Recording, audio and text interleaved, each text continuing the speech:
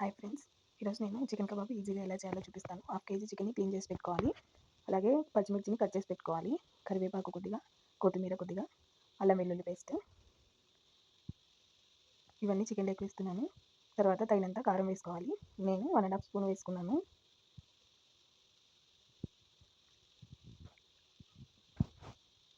ఒక స్పూను గరం మసాలా, ఒక spoon chicken masala వేసుకోవాలి.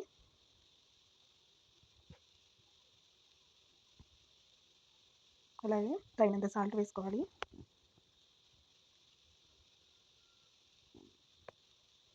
కార్న్ఫ్లోర్ 2 స్పూన్లు వేస్తున్నాను.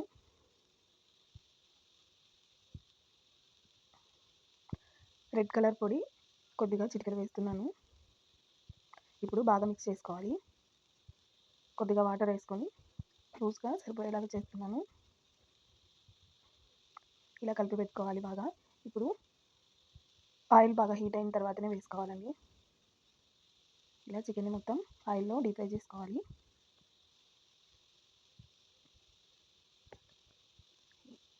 ఇప్పుడు చికెన్ బాగా వేగుతుంది.